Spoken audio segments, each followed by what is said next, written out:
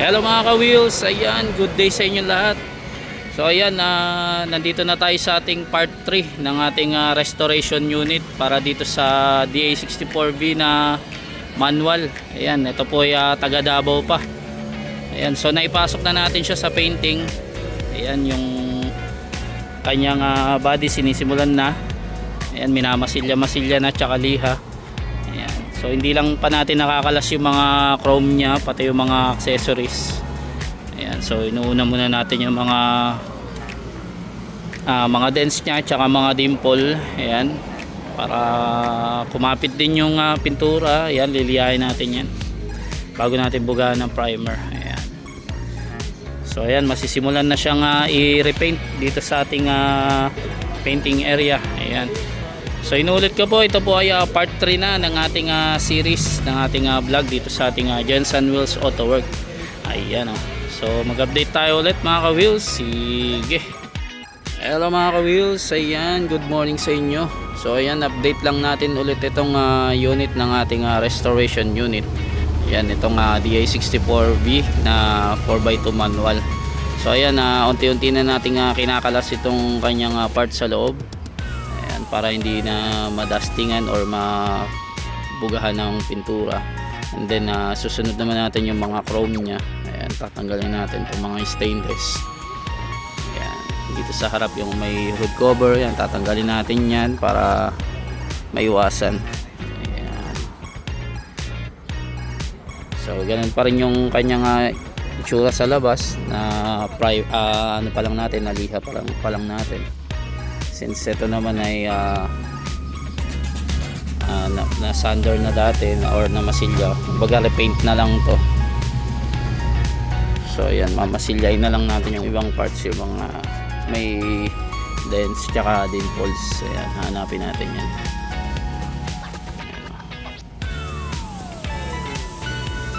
Ayan, may mga gamit pa siya sa loob, tatanggalin natin yan, mga accessories.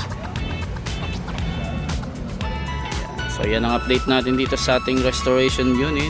Ayan, sige, mag-update ulit kami mga ka-wheels. Hello mga ka-wheels, ayan, update ulit tayo dito sa ating unit na restoration. Ayan, stop muna siya sa kanyang painting session. Ayan, sako pa rin ito ng ating part 3. Ayan, so mag-ano muna tayo, mag-aircon PMS muna tayo dahil yan yung isa din sa kasama sa package niya. So dito magpapal tayo ng kanyang condenser. Ayan, since sira ba yan, Eng? Ayan, may mga damage siya. So papalitan natin ng bago.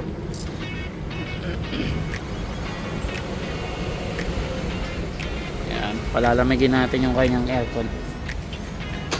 So mag-update tayo ulit mga ka-wheels. Sige.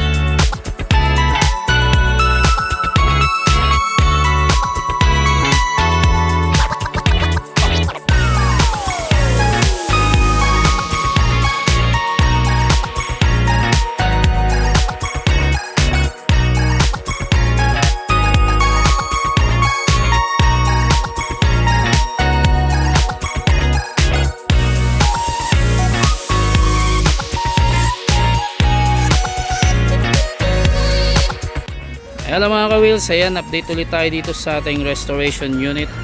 Ayan o. So nag base coat na tayo dito. Ayan, di na natin naabutan yung primer.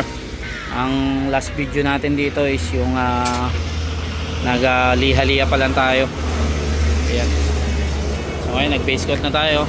Ayan, back to original color lang din niya. Ayan, pero dinagdagan natin ng mica to syempre. Ayan o. Makita mo sa araw yung ano niya, pintak niya. Ayan, tapos na rin tong sliding. Ayan o. So after nyan, yung flooring naman sa loob, pati yung dashboard. Ayan, under chassis. So yan ang update natin dito sa ating restoration unit. Ayan, sige, update tayo ulit. Hello mga ka-wheels, ayan, update ulit tayo dito sa ating restoration unit. Ayan, buga na tayo ng kanyang final color. Ayan. Ayan o. So midnight blue ang kanyang color. Ayan. Apat na siya.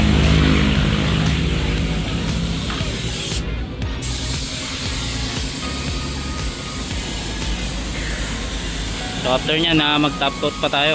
Ayan. So sige, update tayo ulit mga ka-wheels. Hello mga ka-wheels, ayan, update ulit tayo dito sa ating restoration unit. Ayan, top coat na tayo. Ayan o. Silipin natin dito konti sa gilid nya tsaka sa harap.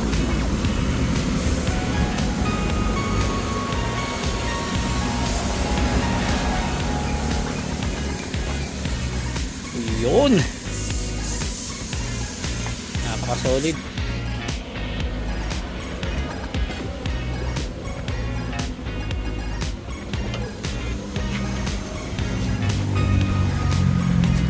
Sige, update tayo ulit mga ka-wheels. Hello mga ka-wheels, ayan, update ulit tayo dito sa ating restoration unit. Ayan, so halos natapos na siya sa painting. Ayan o.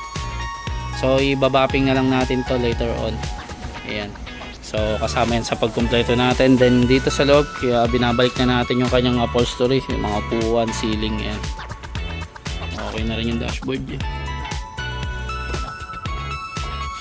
Mga door pads, ibabalik natin yan. I-check natin kung okay na rin. Ayan. So mag-update ulit kami mga ka-wheels para dito sa ating restoration unit. Ayan, update tayo ulit. Hello mga ka-wheels, ayan, update ulit tayo dito sa ating restoration unit. Ayan, so halos na-assemble na natin lahat. Ayan, natapos na rin natin sa painting. So ayan lang din naman yung package nya or pinaayos nya dito sa atin. Saka yung PMS, yung mga nakaraang video natin sa part 1. Ayan, hindi ako nagkakamali, meron din tong part 2. Ayan, so ito yung part pa rin ng ating part 3. Ayan o. All goods na siya. So pwede na to makuha.